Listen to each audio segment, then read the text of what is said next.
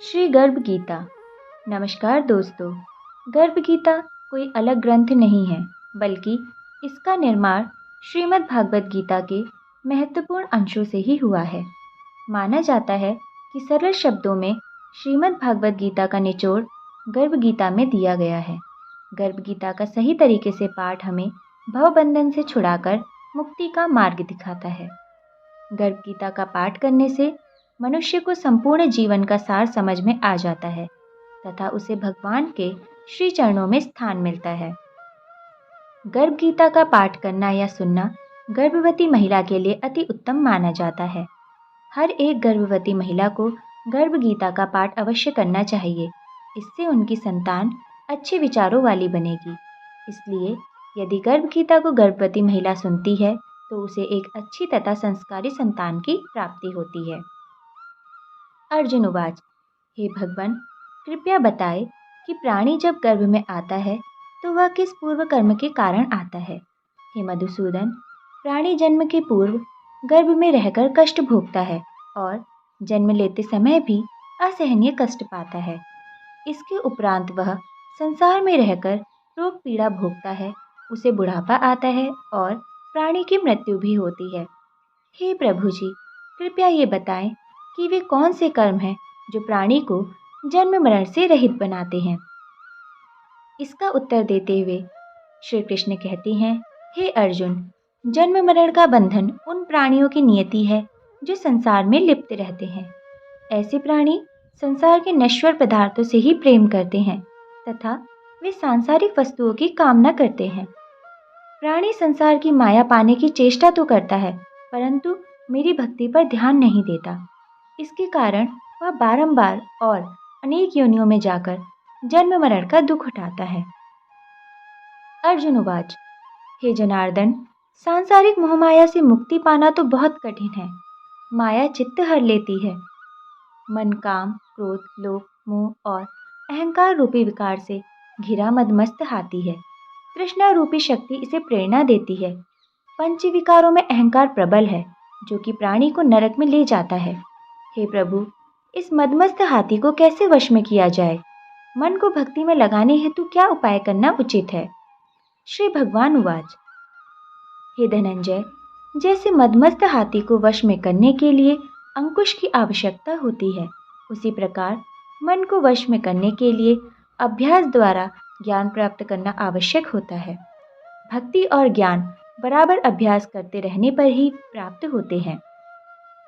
अर्जुन उवाच, हे मधुसूदन, आपकी भक्ति के लिए कोई जंगलों में जा रमते हैं और कोई वैरागी बनकर जगह जगह पर भ्रमण करते रहते हैं। हे प्रभु, कृपया बताएं कि आपकी भक्ति कैसे मिल सकती है। श्री भगवान उवाच, हे अर्जुन, मेरी खोज में वन वन भटकते सन्यासी अथवा जगह जगह पर जाने वाले वैरागी मुझे तब तक प्राप्त नहीं कर पाते जब तक उनके हृदय में मेरा वास नहीं होता। तप अथवा वैराग्य का अहम तो मेरी भक्ति पाने में बाधा डालता है। जटा धारण करने अथवा भस्म लगाकर वैरागी बनने मात्र से जीव मेरी कृपा का पात्र नहीं बन जाता। अहंकारी को तो मेरा दर्शन सुलभ ही नहीं होता। मैं शुद्ध हृदय वाले ऐसे सतत अभ्यासी जीव को मिलता हूँ जो काम, क्रोध, मोह, ममता और अहंकार से परे हैं। अर्जुन उवाच, हे माधव, प्राणी पंच विकार जनित प्रवृत्ति के कारण लौकिक जीवन नष्ट कर लेता है। हे मुरारी, कृपया बताएं कि वह कौन सा पाप है जिसके कारण किसी व्यक्ति की स्त्री असमय मर जाती है। किन पापों के फलस्वरूप अल्पायु में पुत्र मर जाता है और कौन से पाप के कारण व्यक्ति वीर्यहीन हो जाता है। श्री भगवान उवाच, किसी का लिया हुआ ऋण नहीं चुकाने वाला पति अथवा पत्नी हानि का दुख उठाता है। उसी प्रकार किसी की धरोहर को न लौटाने वाले का पुत्र अल्प आयु में मर जाता है। किसी को सहयोग, सहायता का आश्वासन देकर भी समय आने पर सहयोग न करने वाला वीरहीन होता है। ये सब भयंकर पाप है जो स्त्री और पुरुष एकाकी होकर भोगते हैं। अर्जुन उवाच, हे दयानिधे, किस पाप के फलस्वरूप प्राणी सतत रोगी रहता है और किस कुकर्म के फलस्वरूप बोझा ढोने वाला जघन्य पशु बनता है। श्री भगवान उवाच, हे अर्जुन, कोई सौभाग्यकांक्षिणी कन्या को बेचने वाला सतत रोगी रहता है।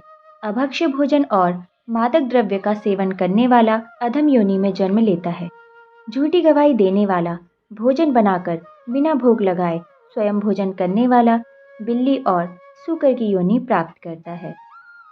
अर्जुन उवाच, हे प्रभु, इस संसार में जिनको आपने धन धान्य दिया है और उत्तम साधन दिए हैं, तो उनका पुण्य क्या था?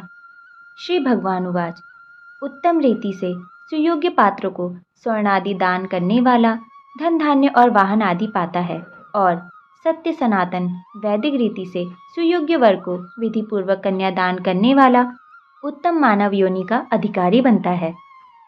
अर्जुन उवाच, हे प्रभु, संसार में कोई तो सर्वांग सुंदर है और कोई कुरूप है, तो श्रेष्ठ स्वास्थ्य और स्वरूपवान शरीर किन पुण्यों के कारण मिलता है? श्री भगवान उवाच, हे कौन्तेय, पुरुष का रूप स्वरूप नहीं गुण महत्वपूर्ण है। फिर भी आकर्षक देह संत विद्वानों की सेवा एवं निरंतर ज्ञान की आकांक्षा के फलस्वरूप ही मिलती है। अर्जुन उवाच, हे दयानिधि, प्राणी धन और सांसारिक सुखों से मोह क्यों रखता है? श्री भगवान उवाच, हे महाबाहु, अगर मेरी कृपा से प्राणी वंचित हो जाए तो धन दौलत और सांसारिक रूप आदि से प्रेम करने लगता है। यह सब नाशवान है।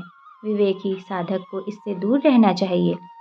जो व्यक्ति सांसारिक मोह से मुक्त हो काशी, हरिद्वार, अवंतिका, अयोध्या आदि पवित्र स्थलों के दर्शन और मेरी निष्काम भक्ति करता है, वह राजा जैसी संपन्नता और ज्ञान प्राप्त करता है। इसी प्रकार विनम्र भाव से गुप्त दान देने वाला और कामना रहित होकर दूसरों की सेवा करने वाला सदा अपनी आवश्यकता अनुसार धन पाता है तथा उसकी काया भी निरोगी रहती है। अर्जुन उवाच, हे प्रभु, प्राणी में रक्त विकार, खंड वायु, अंधापन अथवा लंगड़े होने के क्या कारण हैं? बताने की कृपा करें।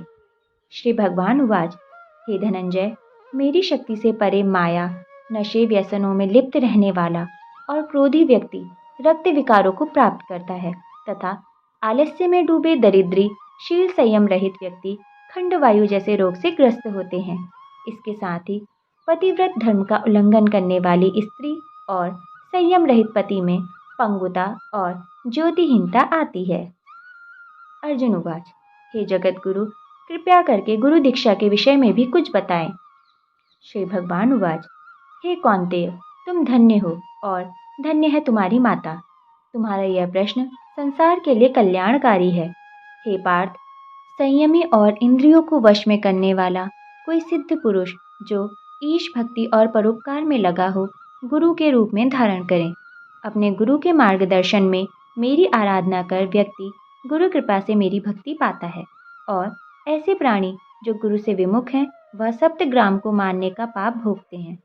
उनका मुख देखना भी पाप है। जैसे मदिरा के बर्तन से सटा हुआ गंगा जल भी अशुद्ध हो जाता है, उसी प्रकार गुरुद्रोही गृहस्थ साधक की साधना निष्फल रहती है। ऐसा व्यक्ति कुकर, सूकर, गंधर्व और काक आदि योनियों को पाता है। वह अजगर के समान आलस्य में डूबा रहकर तिरस्कार ही पाता है। हे धनंजय, गुरु दीक्षा बिना साधक का उद्धार नहीं होता है।